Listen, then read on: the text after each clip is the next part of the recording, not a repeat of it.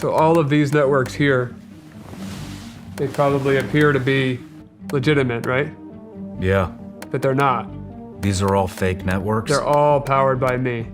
So as soon as you connect to any of those, I have your password, I have anything in between. And you just, oh man. If I open a text, could I be hacked just from opening the text? Technically, yes. Even without opening the text? Without opening anything. Holy shit. This is Ryan Montgomery, the ethical hacker demonstrating on camera just how easily anyone can be hacked.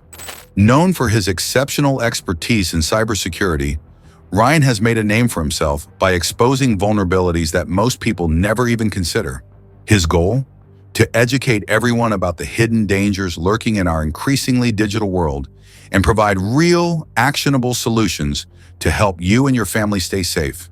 Pay close attention to what follows and share it with your loved ones, because Ryan isn't just presenting theoretical risks, he's breaking down the actual methods hackers use to infiltrate your life. You wake up in the morning, you make your coffee, or maybe you take your phone off the charger and you check your phone in the morning. You might check your email. You gotta make sure every email that you have while you're half asleep is coming from a real person. It's not a phishing email, someone pretending to be a company that they're not, stealing your credentials.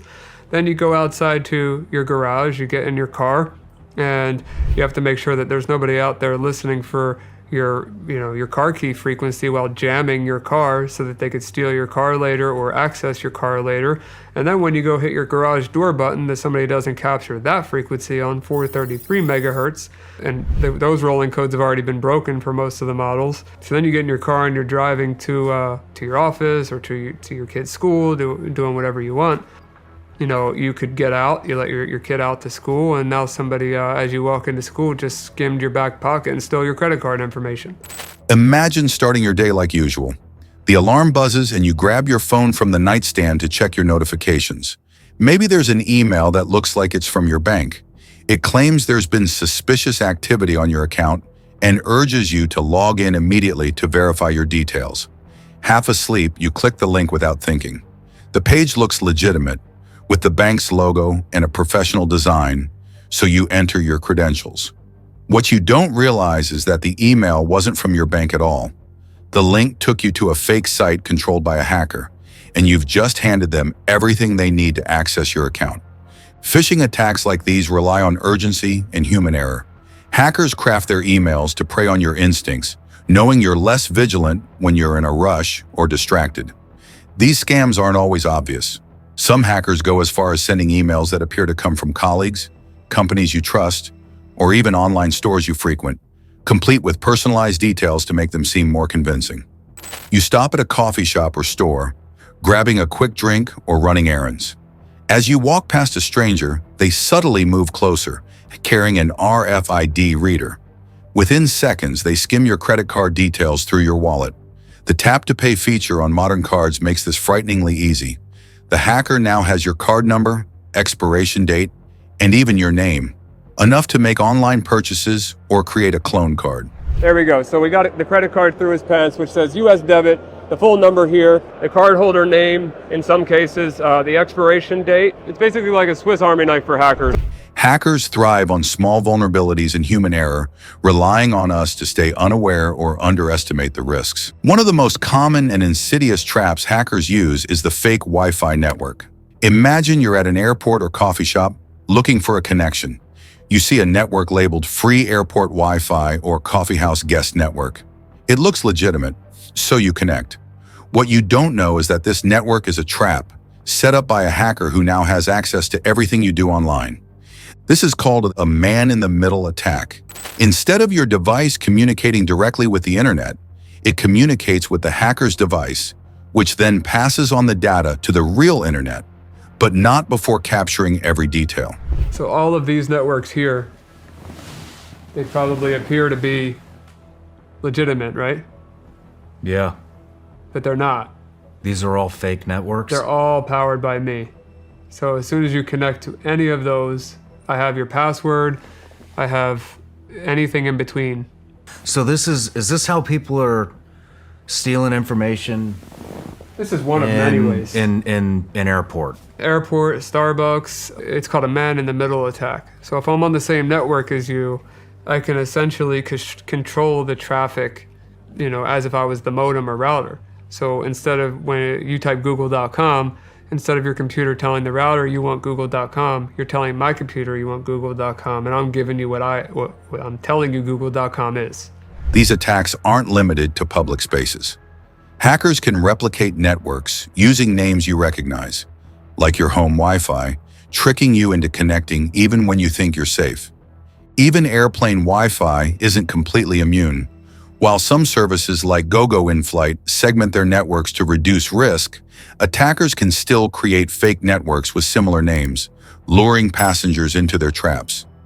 Public Wi-Fi is a hacker's playground, and connecting without precautions is like handing over your data on a silver platter. What you do is you just scan the local area, and then I know all the networks names around here, and then I'll target all of them at the same time, so that way anyone in this complex or where we're at, anyone that connects to a network is going to think it's their network, and they're going to connect to me instead.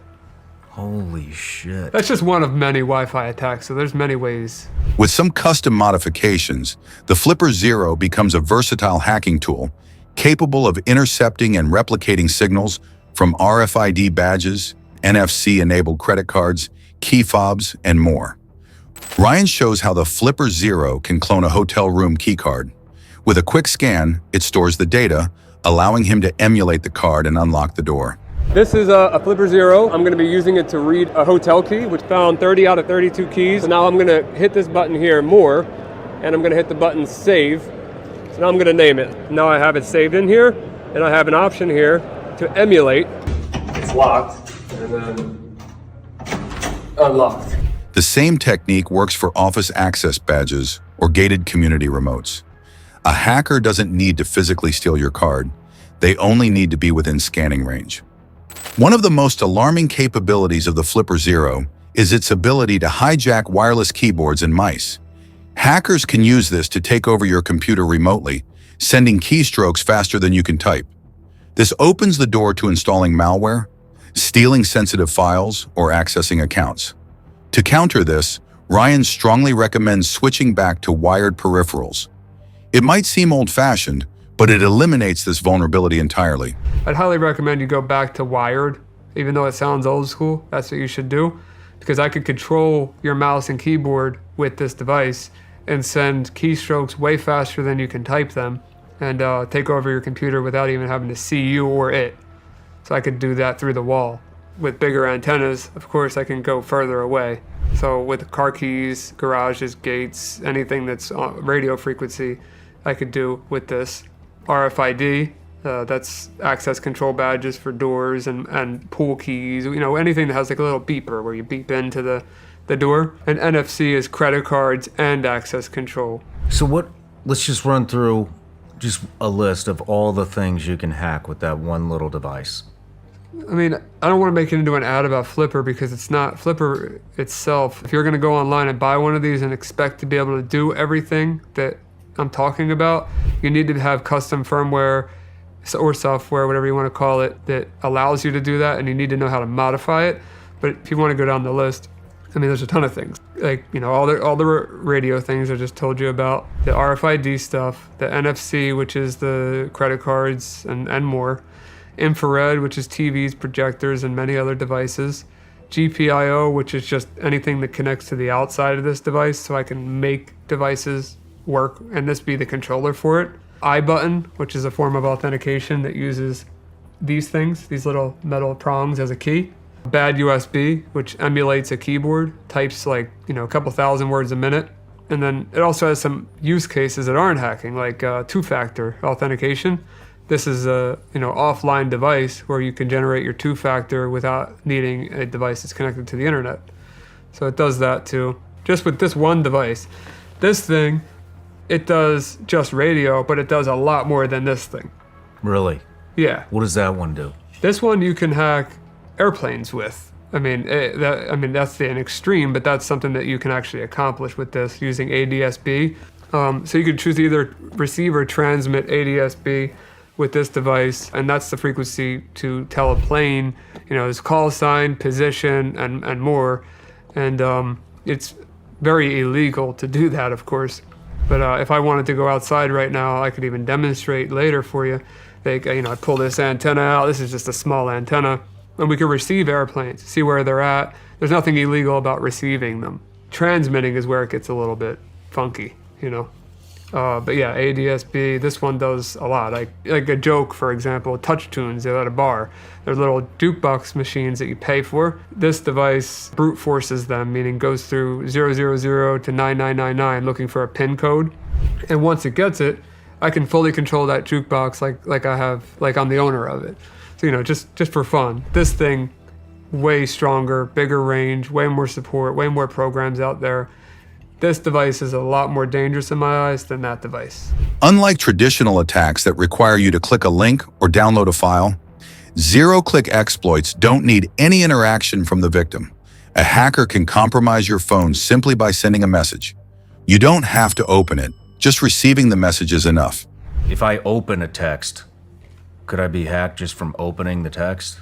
Technically, yes. I mean, like I said earlier, the zero-click attacks that they're willing to pay a ton of money for, there's government agencies that already have them, There was one going around for quite a long time called Pegasus. And then there was another one called Pegasus 2.0. And it didn't require any user interaction from anyone. You would just send to a phone number. They'd have full remote access to your phone. Even without opening the text? Without opening anything.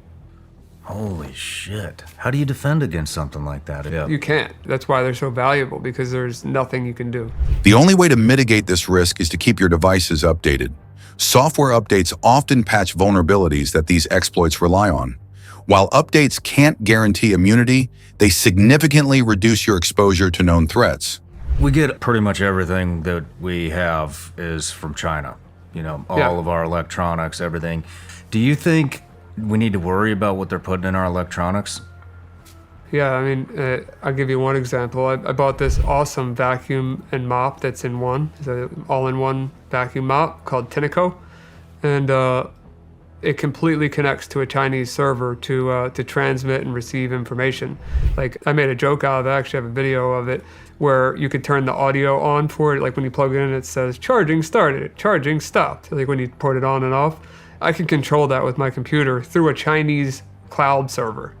There's no reason that vacuum and mop should connect to a Chinese cloud infrastructure whatsoever, but it does. And at any point, they could change the way that functionality works and take over my home network with this vacuum mop. So, are you serious? With a vacuum mop? Yeah. How many devices do you think have these things in them? Anything with a Wi-Fi connection, it's not everything's going to be China beaconing back and forth. Anything with Wi-Fi capability is going to open up an attack vector. I have the app. I could show you. I can adjust the volume. I could check when the last time I used it. Does it need to be cleaned? Does it, it tells you all that stuff, but it's using a Chinese server that I can control from my computer now that I've captured the traffic between the mop and the server. How many devices do you think we have that are connected to a Chinese server? And what would they be getting out of it? I mean, it's all about data nowadays. I mean, I think that data is the most important thing to them because it's worth money. I think that they're using that information to target you on the stuff you need. If you or someone that you love is looking up something, obviously Google's going to figure out how to target you on that thing and then sell that data to other people, and they call it retargeting.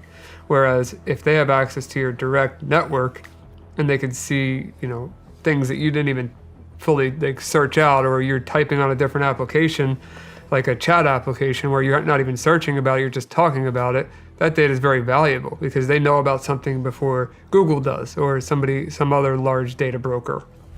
The Internet of Things, or IoT, has made our homes smarter, but it's also made them more vulnerable. Devices like smart thermostats, refrigerators, and vacuum mops offer incredible convenience, but they often lack robust security. Ryan highlights an example of a vacuum mop that connects to a Chinese cloud server. This unnecessary connection creates a potential backdoor for hackers to infiltrate your home network. Many IoT devices collect and transmit data unnecessarily, creating vulnerabilities that most users aren't even aware of. Once a hacker gains access to one device on your network, they can potentially access others, including more sensitive devices like your phone or computer. To minimize this risk, Ryan recommends segmenting your IoT devices onto a separate network. Most modern routers allow you to create a guest network, which can isolate your smart devices from your primary devices. Disabling unnecessary features like remote access or cloud connectivity can also reduce your exposure. If a device doesn't need to be connected to the internet, turn that feature off. How do most hackers get in? Do you have to click a link? Yeah. I mean, sometimes it's a link, sometimes it's a file, sometimes it's a photo, sometimes it's a chain of exploits of multiple things that turn into it. It could be a Word document. It could be anything. When it comes to 0 days and 0-click exploits, it doesn't require any user interaction, and you will not know that your phone's infected. Damn. I might as well have it on my phone right now. I have no clue. I mean, I'd likely see the traffic going in and out of it, but there is still the chance that it could have it. Now that you know all of this, here's what you need to do to protect yourself from hackers. One of the most important things you can do is use a password manager. Reusing passwords across different accounts is a common mistake that hackers exploit. A password manager creates strong, unique passwords for every account and stores them securely, so you never have to remember them all. For example, instead of using a password like John123, which could easily be guessed, a manager generates something complex like 8YX!32R at LMP. Protecting your password manager itself with a strong master password and enabling two-factor authentication adds another layer of security. Use a password manager, install an antivirus, or consult with an IT company that has cybersecurity expertise, or a cybersecurity company. One of those many options, but talk to somebody unless you're an expert yourself. Use an RFID blocking wallet, and potentially, if you want to be extra safe, use a key fob that has an RFID shield on it. That way your key fob doesn't work outside of that shield, can't be cloned. Some cars require, tap to start. So, use something like that. Be careful with the websites that you're visiting. If the browser's telling you the site looks unsafe, then it's probably unsafe. If you're told otherwise, make sure who's telling you otherwise is legitimate, and just be careful. I mean, just use your common sense. If something looks too good to be true, it probably is. Installing antivirus software is another essential step. Programs like Bitdefender or Norton scan your system in real time, alerting you to suspicious activity and blocking threats such as malware or ransomware. Imagine receiving a file attachment named invoice123.pdf.exe, a classic phishing trick designed to look legitimate. Without antivirus protection, opening it could compromise your entire system. Regular updates and scans ensure your antivirus software is always prepared to counter the latest threats. Physical security is equally important, especially as technology advances. Using an RFID blocking wallet protects your credit cards from being scanned by malicious devices in crowded spaces like malls or airports. Additionally, if you want extra safety, consider using a key fob shield for your car. This prevents hackers from intercepting the signal your key fob emits, which could allow them to clone it and access your car. With these precautions, your credit card and vehicle remain secure from unauthorized access. When browsing online, always exercise caution. If your browser warns you that a website might be unsafe, don't ignore it. Hackers often use fake websites to trick users into entering their login credentials. For instance, a phishing link might redirect you to www.amazon.com instead of the legitimate www.amazon.com.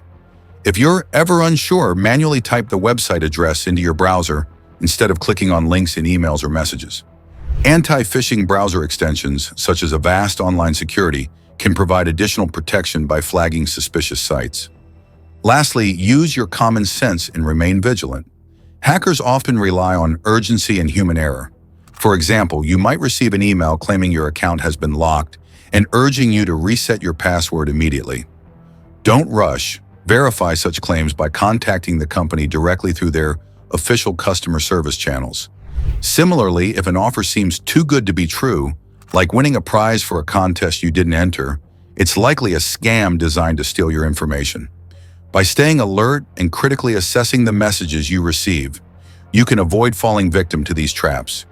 These steps, using a password manager, installing antivirus software, consulting cybersecurity experts when needed, using RFID blocking tools, and being cautious online, form a robust defense against hackers. Each measure addresses a different type of threat, and together they help you stay one step ahead in an increasingly digital world.